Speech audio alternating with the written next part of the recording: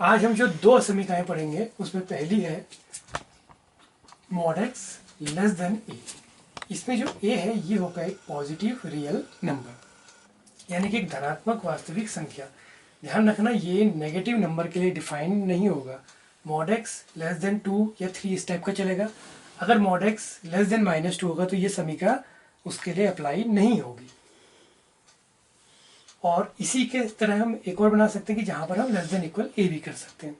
और दूसरी समीकरण जो हम पढ़ेंगे असमीकरण पढ़ेंगे मॉड एक्स ग्रेटर देन ए, जहाँ पर ए फिर वही पॉजिटिव रियल नंबर होगा और उसी की तरह mod x greater than equal a होगा। तो ये जो दोनों समीकरण हैं ये ए के लिए डिफाइंड होगी और ए जो है इसमें पॉजिटिव रियल नंबर। नेगेटिव वाले के लिए जो ये सूत्र है ये नेगेटिव वाले के लिए अप्लाई नहीं होंगे, उसके लिए दूसरे तरीके से अप्लाई किए जाते हैं, बस समीकरण का प्रयोग करा जाता है। हमारी प्रथम समीकरण है मॉड एक्स लेस देन ए।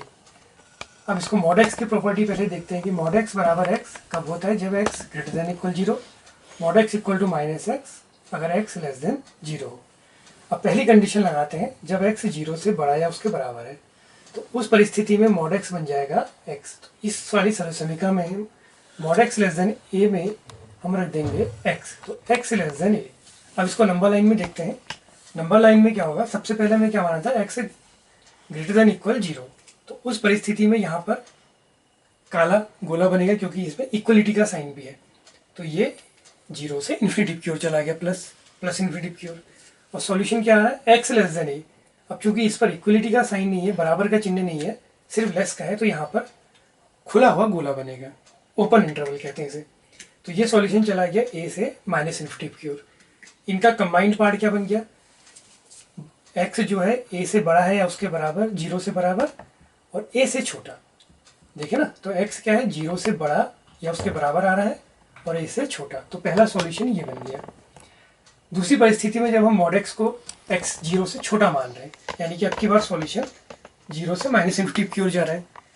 अब इस परिस्थिति में यहाँ पर बराबर का चिन्ह नहीं है तो ओपन वाला सर्किल बनेगा और जो मॉड x था वो -x हो जाएगा। तो -x a से छोटा, इसको माइनस से गुणा करेंगे तो क्या आ जाएगा, x -a से बड़ा। अब ये सॉल्यूशन बन गया यहाँ की ओर। तो इनका कंबाइंड हिस्सा कौन सा बन गया, -a और 0 के बीच का, यानी कि x -a से बड़ा है और 0 से छोटा है। तो ये बन चुका है। इन दोनों को कंबाइन कर लें, इक्वेशन 1 और इक्वेशन 2 को, तो जनरल सॉल्यूशन क्या बनता है, x greater then -a less than a। तो ये हमारी पहली इक्वलिटी है। अगर mod x less then a हो तो x greater then -a less than a। और अगर mod x greater than less than और इक्वल a हो, बिल्कुल इसी की तरह, तो जहां पर लेस का साइन है वहां पर लेस के साथ इक्वलिटी का भी कर देंगे, ये लग जाता है। तो बच्चों द्वितीय समीकरण है हमारी mod x greater then a। इसमें भी हम वही मॉड x की प्रॉपर्टी लगाएंगे। अब अगर x 0 से बड़ा या उसके बराबर हो तो उस परिस्थिति में मॉड x क्या हो जाता है, x। तो mod x greater then a जो बदल जाएगा वो बदल जाएगा x ग्रेटर देन a में। अब इसको नंबर लाइन से समझते हैं कि क्या होगा। x चूंकि हमारा क्या है, 0 से बड़ा या उसके बराबर, तो 0 पर हमारा डार्क सर्कल रहेगा। तो पहला सॉल्यूशन बन गया 0 से इन्फिनिटी की ओर। और जो हमने यहाँ से निकाला है उसमें है x ग्रेटर देन a, तो ये a से इन्फिनिटी की ओर। यहाँ पर ओपन रहेगा, क्यों, क्योंकि यहाँ पर इक्वलिटी का साइन नहीं है। अब इस वाले सॉल्यूशन में और इस वाले सॉल्यूशन में जो इनका कंबाइंड पार्ट है वो है a से इन्फिनिटी तक। तो इनका कंबाइंड सॉल्यूशन क्या बन गया, इस वाले का और इस वाले का, x ग्रेटर देन a। कुछ लोग इसको x belongs to open interval में a टू इन्फिनिटी भी लिखते हैं। अब दूसरा परिस्थिति जब मॉड x -x होगा, और ये कब होगा, जब x 0 से छोटा है।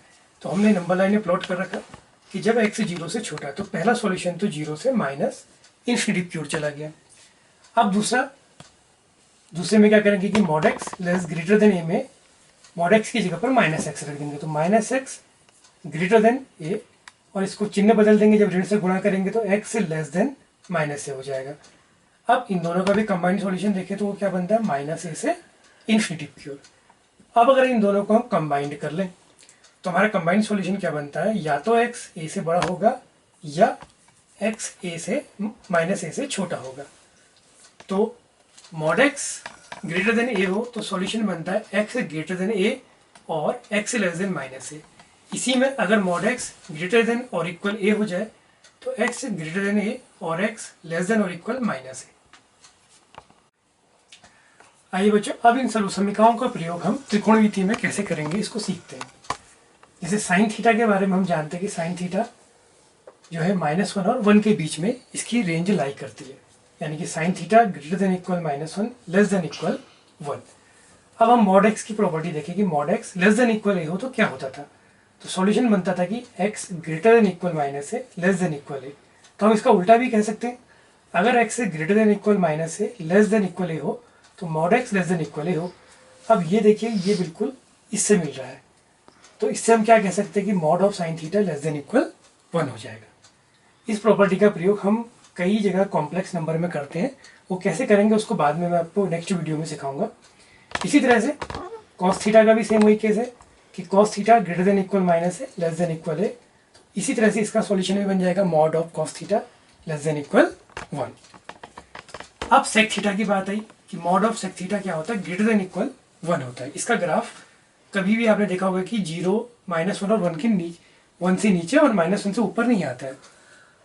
तो जब mod x less than equal a हो तो सॉल्यूशन क्या बन रहा था कि x greater than equal a और x less than equal minus a, या हम इसको एक दूसरे रूप से ऐसे भी लिखते थे कि x belongs to minus infinite to minus A union A to infinite. तो अब अगर हम इसको देखें, इसको इससे तुलना करें तो हम क्या लिख सकते हैं, sec theta belongs to minus infinite to -1 union 1 to infinite. इसी प्रॉपर्टी का प्रयोग हम कोसेक थीटा के लिए भी करें, क्योंकि कोसेक थीटा और सेक थीटा के ग्राफ लगभग एक से बनते हैं, बस इंटरवल का फर्क होता है। तो mod of cosec theta greater than equal 1 करें तो सॉल्यूशन बनता है cosec theta belongs to minus infinite to -1 union 1 to infinite. तो बच्चों, आशा करते हैं कि आपको ये त्रिकोणमिति की 2 सरल समीकरणें समझ में आई होंगी और कैसे इसका त्रिकोणमिति में हम प्रयोग करेंगे। तो ये बीजीय सरल समीकरणों का त्रिकोणमिति में प्रयोग हमने सीखा। आने वाले कुछ वीडियोज में हम इन प्रॉपर्टीज का प्रयोग कॉम्प्लेक्स नंबर में कैसे करेंगे उसको भी सीखेंगे। धन्यवाद।